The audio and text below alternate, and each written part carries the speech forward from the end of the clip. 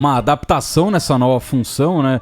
Já ainda na época do Rogério ele começou a atuar em alguns jogos assim, com o Dorival ele se firma, né, como um volante. Em alguns jogos o Dorival chegou até a colocar o Alisson como o primeiro volante, né? Um jogador que na época do Grêmio ele era um falso ponta direita, né? Ele era muito mais um volante pela direita para que o Grêmio tivesse a ultrapassagem do lateral, para ter o PP e o Everton Cebolinha na sequência, com o Luan tendo muita mobilidade dentro de campo, né? Então o Ramiro era...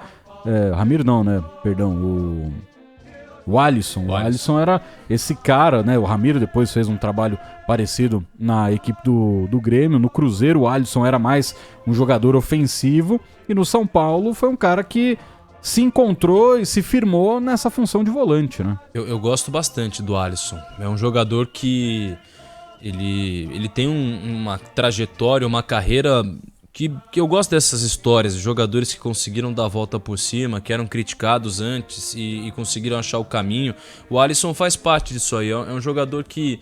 Ele era, é o que vocês comentaram, era tido como um cara que o torcedor de São Paulo às vezes nem gostava dele, mas aí... Era um meia que o São Paulino gostaria que fosse negociado para trazer outro, né? Exatamente. E hoje é um volante muito importante no time de São Paulo. E aí ele foi, assim, aprimorando cada vez mais o seu futebol, o Rogério Ceni, depois Dorival, e, enfim, ele foi ganhando espaço nesse São Paulo e para mim hoje...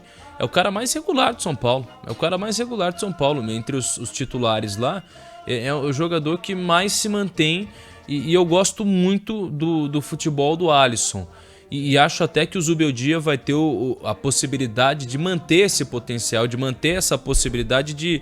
essa força que o Alisson tem no time do São Paulo. Agora, algumas peças, a volta do Nestor agora recente também é importante. O Luciano vem de uma temporada muito legal. O torcedor de São Paulo tem uma identificação muito grande com o Luciano. Eu não acho nem o Luciano um jogador espetacular. Eu acho um jogador... Mas no São Paulo encaixou, hein? Exatamente. Eu acho um jogador mediano, de qualidade técnica. Um atleta, assim, nada excepcional, mas assim... Como ele encaixou, a idolatria que o São Paulo tem por ele. Dera o Corinthians hoje se tivesse um Luciano, hein? Pô! Seria titular com as mãos nas costas. Que, aliás, o Luciano... Eu achei que a passagem do Luciano no Corinthians foi boa. É que ele passou por muitos altos e baixos, né? E foi um pouco conturbado. Poderia ser mais valorizado, assim. Na época eu já percebi o Luciano como um bom jogador. Ele teve muita lesão no Corinthians, né? Então esse foi um problema muito grande. Mas é um jogador muito interessante. Eu gosto da dobradinha dele do Caleri. O Caleri é um jogador, assim, espetacular, né? O típico centroavante argentino, né? O cara se mata dentro de campo. Se precisar sair sangrando, ele vai sair sangrando. Se precisar jogar com dor, ele vai jogar com dor. E sobrou lá dentro, ele guarda.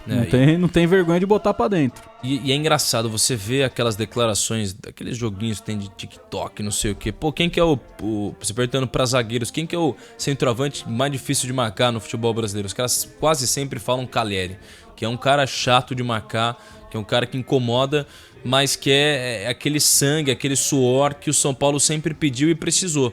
É um jogador muito interessante. O elenco de São Paulo eu acho interessante. E pode almejar voos maiores em uma Libertadores, Copa do Brasil. No Campeonato Brasileiro acho que consegue uma quinta, sexta posição nessa disputa esse ano. Eu acho que o São Paulo talvez foque nas Copas, né, PDV? Sim. Nem tanto no Brasileiro. Mas a questão é que, assim, a Copa ela te dá uma ilusão de título, mas ela pode tirar tudo do dia pra noite, Sim, né? Então, assim...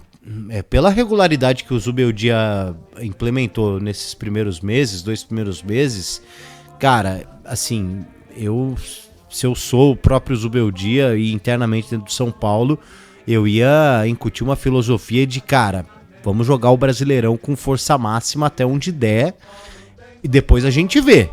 Porque dependendo também de uma situação que o São Paulo tiver, cara, pô, o brasileiro hoje... 16 anos ser um brasileiro, né? Exatamente, desde pô. 2008. Cara, hoje é um campeonato, assim, extremamente valorizado. O São Paulo vem de uma conquista inédita da Copa do Brasil, que eu sinto que era um peso que o clube tinha que tira das costas. Claro que seria legal ser bicampeão da Copa do Brasil, mas, pô, você conquistar um campeonato brasileiro depois de tantos anos, claro que seria muito interessante uma Libertadores, mas é isso, cara.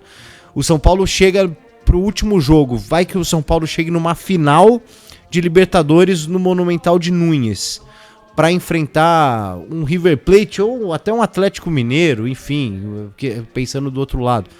Qual garantia, né, que o São Paulo tem de título? Vai estar numa disputa de final. Então, eu levaria o Campeonato Brasileiro a sério, não só pela questão do título brasileiro, mas porque o São Paulo não pode se dar o luxo de ficar de fora de uma Libertadores em 2025. Porque se o São Paulo levar o brasileiro da mesma forma que ele levou os últimos anos, ele não joga a próxima Libertadores se ele não conquistar o título da Libertadores ou da Copa do Brasil. Então, assim, é preciso levar o Brasileirão a sério mesmo tendo essa obsessão de voltar a ganhar uma Libertadores e tudo mais.